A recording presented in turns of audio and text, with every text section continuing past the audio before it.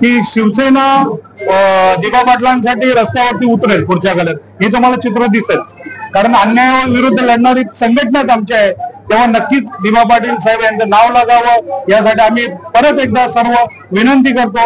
नाही तर शिवसेना स्टाईल मध्ये आंदोलन भेटलं. स्वतःच्या पैशाने केलं म्हणजे कुटुंबाचं सुद्धा, आई वडिलांचं आणि घरच्यांचं सुद्धा योगदान आहे त्याच्यामध्ये. आणि म्हणून आमच्या सगळ्यांच्या वतीने राजला पुढच्या भविष्य काळामध्ये चांगलं काम करण्यासाठी, राजकीय प्रवासासाठी मनापासून शुभेच्छा देतो. धन्यवाद. ही शिवसेना भाजपा ही युती आहे.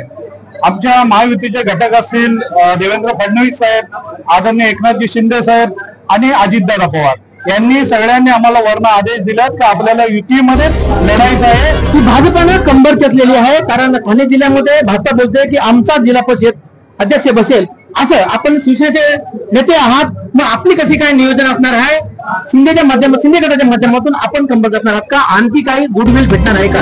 आज ज्या जिल्हा परिषदा आणि स्थानिक स्वराज्य संस्थांच्या जे निवडणुका लागल्यात त्या संदर्भात मी पक्षाची जी नेते मंडळी आहे ती ज्या भूमिका आणि ज्या जबाबदाऱ्या माझ्यावर सोपत दिली, मी त्या वेळेला ते पार पाडेल. काय पुढचं भविष्य असेल हे पक्षाची जी काय कोठणीत असते ते त्याच्या ह्याच्यामध्ये ठरेल. आणि ज्याचं त्याचं काम आहे त्याच्या कर्तृत्वानुसार प्रत्येकाला संधी मिळत राहील. शिवसेनेचे नेते प्रकाशजी पाटील साहेब आहेत. पाटील सर, आपलं सिद्धेश्वर वार्ता न्यूज मध्ये स्वागत आहे. कसं बघताय आज राज ठाकरे साहेबांनी खूप छानचं योगदान दिलेलं आहे.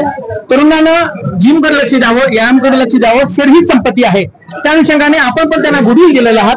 त्या उद्देशानं राज ठाकरे साहेबांचं कसं स्वागत करणार आहात? राजचं काम चांगलं आहे, ग्रामपंचायतीचं काम चांगलं आहे. अपेक्षित सगळे जे नेते मंडळी इथे जे या कार्यक्रमासाठी सन्माननीय रुपेशजी म्हात्रे साहेब, सन्माननीय देवानंद साले, आमदार शांताराम मोरे आणि दयानंद चोरगे, त्याचबरोबर मदनबुवा नाईक, सर्वांनी त्याच्या कामाचं कौतुक केलं. आणि म्हणून चांगलं काम जे आहे ते समाजातल्या शेवटच्या घटकाला सुद्धा तेच अपेक्षित आहे. आणि म्हणून चांगल्या कामाच्या या जिमच्या निमित्ताने, या जिमचे जेवढं पण मी म्हटलं का तू मागणी केली असती तर 3 जिम ज्या आहेत त्या सुद्धा तुला आम्हाला देता आल्या असत्या, परंतु त्यांनी सहखर्चाने केलेलं आहे. दुसरं त्यांनी जे मागणं केलेलं रस्त्याचं जे आहे तर मी तर म्हणलं आठवड्याभराच्या आतमध्ये त्याची प्रमा त्याला मिळेल. आणि चांगलं काम राहत आणि त्याचे सर्व सहकार्य करत आहे.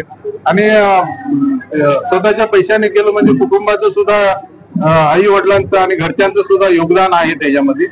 आणि म्हणून आमच्या सगळ्यांच्या वतीने राजला पुढच्या भविष्य काळामध्ये चांगलं काम करण्यासाठी, राजकीय प्रवासासाठी मनापासून शुभेच्छा देतो. धन्यवाद. साहेब, मला दुसरा एक प्रश्न आहे की भाजपानं कंबर कसलेली आहे. कारण ठाणे जिल्ह्यामध्ये भाजपा बोलते की आमचा जिल्हा परिषद अध्यक्ष बसेल, असं आपण शिवसेनेचे नेते आहात. मग आपली कशी काय नियोजन असणार आहे?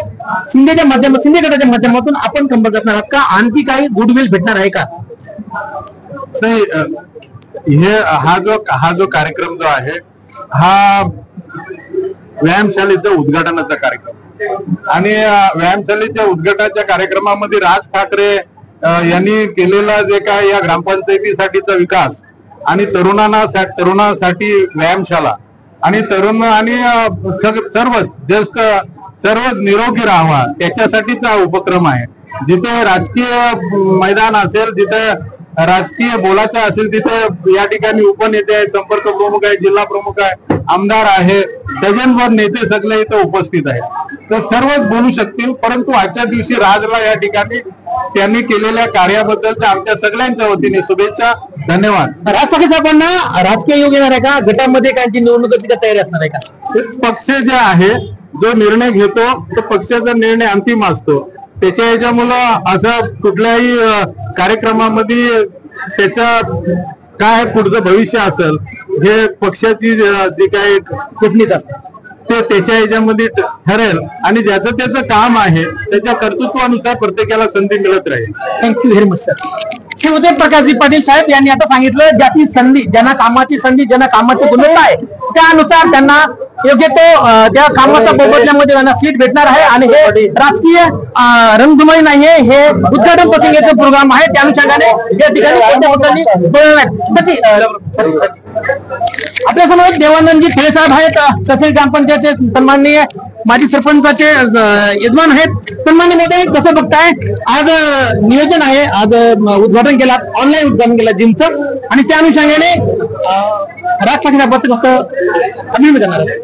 अभिनंदन म्हणजे हे काम करणं सगळ्या बाबतीत आम्ही सांगितलं की आपल्याला हॉस्पिटल पासून लांब राहायचं असेल तर जास्तीत जास्त आपल्या भागामध्ये व्यायामशाळा झाला पाहिजे, आणि ते राजनी ते काम केलेलं आहे आणि राजच्या खऱ्या अर्थानं अभिनंदन. आणि त्याचं काम खूप चांगलं आहे आणि वाखाणणे जोगं आहे. चांगला सरपंच, ही कालावधी चांगल्या पद्धतीने त्याने काम करून घालवले, वेगवेगळ्या पद्धतीचे विविध कार्यक्रम तो राबवतो आणि त्याला पुढच्या राजकीय आयुष्यात त्याला आमच्या शुभेच्छा आहेत. सर, शुभेच्छा देताना मी एक बोलतो की दिबा पाटील साहेबांचं इंटरनॅशनल म्हणजे आंतरराष्ट्रीय विमानतळाला, नवी मुंबई आंतरराष्ट्रीय विमानतळाला नाव अद्याप लागलं नाही, फक्त आपल्याला दिलेलं आहे, गाजर दिलंय.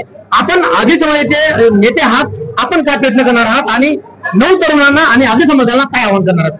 दीपा पाटलांचं खऱ्या अर्थानं हक्क आहे त्यांच्या नावाचं आणि खरोखर त्यांचं कार्य समाजासाठी किती मोठं आहे सगळ्यांना माहिती आहे. तेव्हा येत्या काळातही मला आमचा उपनेते रुपेशजी म्हात्रे साहेब बोलले की शिवसेना दीपा पाटलांसाठी रस्त्यावरती उतरेल पुढच्या काळात, हे तुम्हाला चित्र दिसेल. कारण अन्यायाविरुद्ध लढणारी संघटनाच आमची आहे. तेव्हा नक्कीच दीपा पाटील साहेब यांचं नाव लागावं यासाठी आम्ही परत एकदा सर्व विनंती करतो. नाही तर शिवसेना स्टाईल मध्ये आंदोलन भिवंडीत होतं. सन्मान्य मोदय, आता प्रकाशजी पाटील साहेबांना काय उत्तर दिलं नाही, परंतु राजकीय आता वातावरण तापलेलं आहे, भाजपाने कंबर कसलेली आहे, पण आपण शिंदेगडाच्या माध्यमातून एक तुम्ही म्हणजे काय नियोजन करणार आहात? ना खऱ्या अर्थानं बघा की शिवसेना भाजपा ही युती आहे.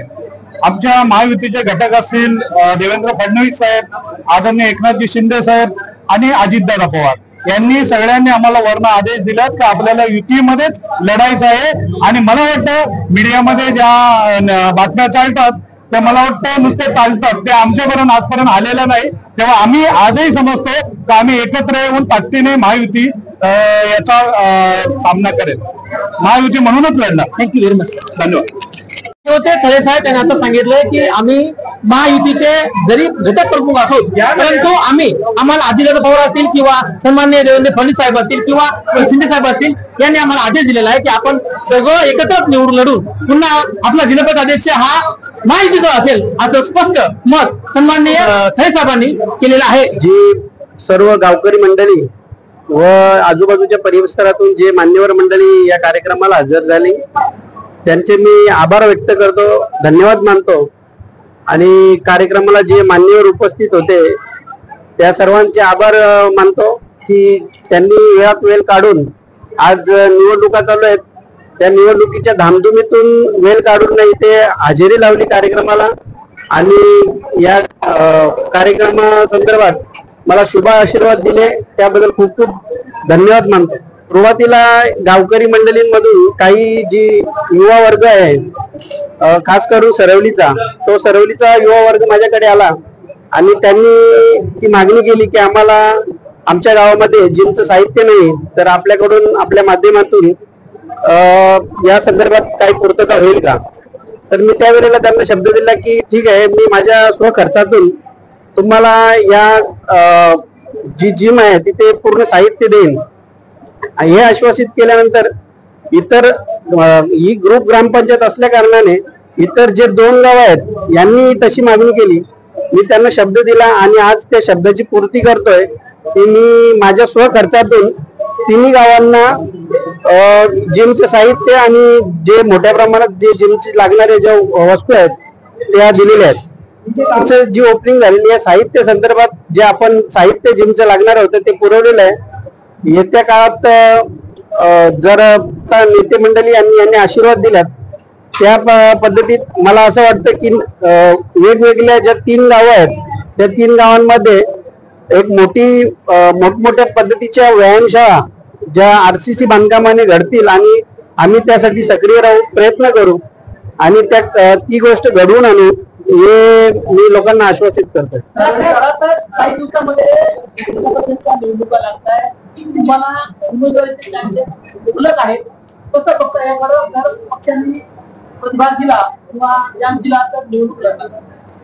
आज ज्या जिल्हा परिषदा आणि स्थानिक स्वराज्य संस्थांच्या ज्या निवडणुका लागल्यात त्या संदर्भात मी जी जो पक्षाची जी नेते मंडळी आहे ही ज्या भूमिका आणि ज्या जबाबदाऱ्या माझ्या सोबत मी त्या वेळेला ते पार पाडेल आणि इथनं जो युती असो इतर जी मंडळी आहेत जी साथी आहेत यांच्या सोबत काढून इथनं जी सीट आणि जी जबाबदारी आमच्यापर्यंत पोहोचेल ती आम्ही निवडून आणू एवढं मी त्यांना आश्वासित करू।